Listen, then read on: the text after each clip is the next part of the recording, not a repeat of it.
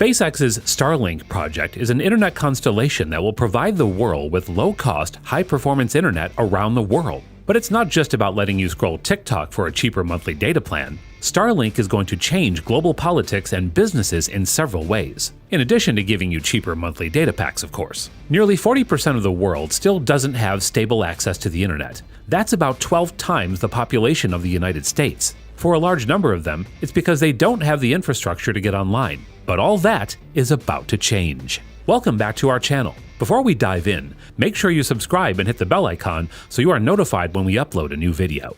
First things first, exactly how fast will the internet be when Starlink is up? Estimates say 40 times faster than today's high-speed internet in America, and it will get faster once the entire constellation is complete. The satellites will use lasers to communicate with each other, so there's lower latency over long distances. Light travels faster through space compared to fiber optic cables on Earth. Basically, you'll be able to play games, watch movies in high def, and do everything you want to do without even thinking about speed. Starlink will place 2,000 small satellites into orbit by the end of 2021, and the ultimate goal is to put 30,000 of them into space. Currently, the satellite internet that we have uses a large spacecraft that orbits 22,236 miles above a particular spot on the Earth. But at that distance, there are major time delays in sending and receiving data.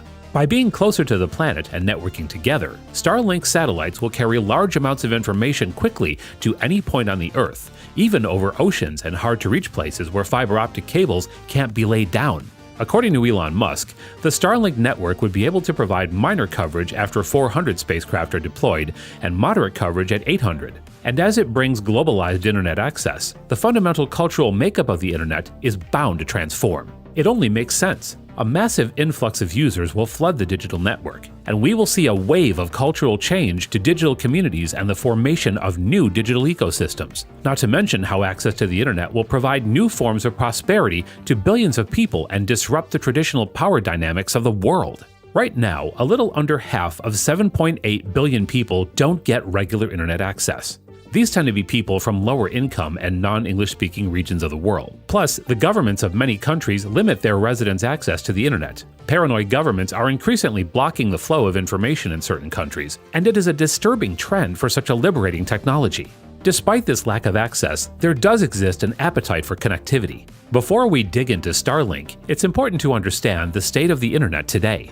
Our world's internet traffic is dependent on a small number of fiber optic cables, more of which are running along the bottoms of our oceans, which makes them vulnerable. They can be disrupted by earthquakes and anchors. Sharks could chew on them. In one case, a Vietnamese fisherman scavenging for copper wire pulled up miles of fiber optic cable, disrupting one of only 2 lines connecting the country to the outside world. But the real issue is when these cables cross into a country's border, because it's here, at the choke point of information, that governments gain control. And unsurprisingly, China comes in last for internet freedom. Not only do they ban Gmail, Instagram, YouTube, Facebook, and many other services, they also use the internet to spy on their citizens and punish them for what seems harmless. Sadly, this special case is now becoming the norm for most governments. Countries like Brazil and India, which have huge populations, are losing internet freedom. But the good news is, technology always finds a way. And in this case, the solution is Starlink. They're making their innovations user-friendly, so all you have to do is plug a medium pizza-sized box into the wall and point the antenna at the sky.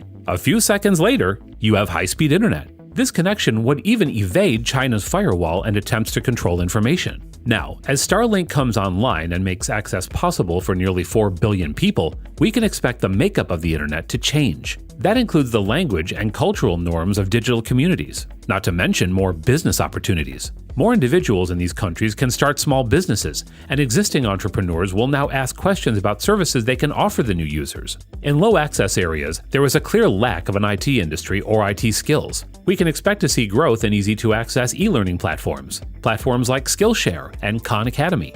These platforms will be mobile-friendly and focus on core business skills like communication, marketing, product design, and more. There will even be opportunities to provide training in online security and privacy tools, proper online banking habits, avoiding scams, and the importance of strong passwords. But more importantly, increased internet access would turn the global labor wage dynamic over on its head. People in low-income regions will find a world of opportunities to sell their talent online, and businesses in developed countries will have a host of new digital services to choose from. On the other hand, though, we do risk workers in these developed countries experience wage disruption and losing their employment. It's going to be great for companies that want to save money, but not so good for the labor economy.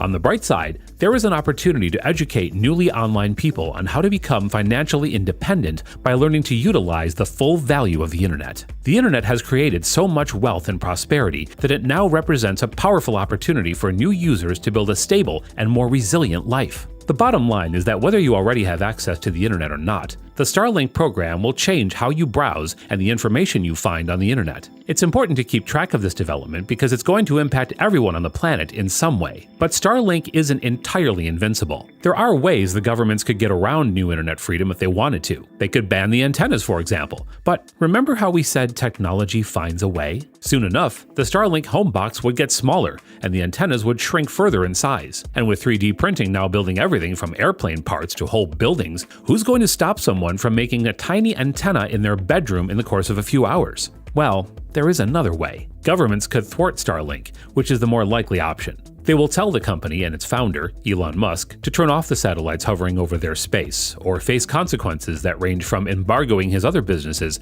to just shooting his satellites out of the sky.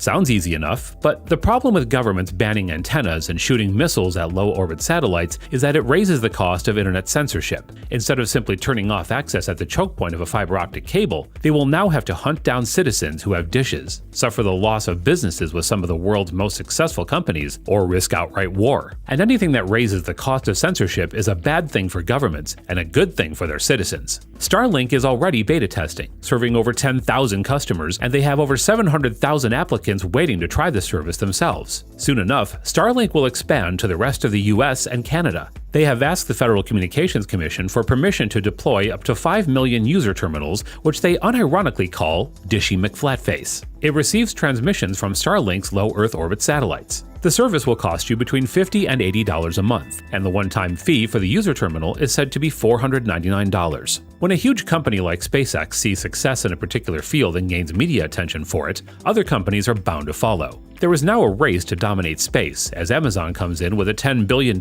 plan for 3,236 satellites. They would be joining Telesat, a venture backed by the Canadian government. But of course, Starlink is going to get there first, even if Elon Musk tends to give ambitious timelines for his projects. SpaceX is already deploying satellites at an insane rate, and their new facility in Texas is only going to speed things up further. They expect to have almost global coverage by next year, which is great for us. Think you might subscribe to Starlink for $80 a month? Is that too much? Let us know what you think in the comments below. If you like this video, make sure to give us a like and check out more videos like it on the Simply Tech channel. Thanks for watching, and we'll see you next time.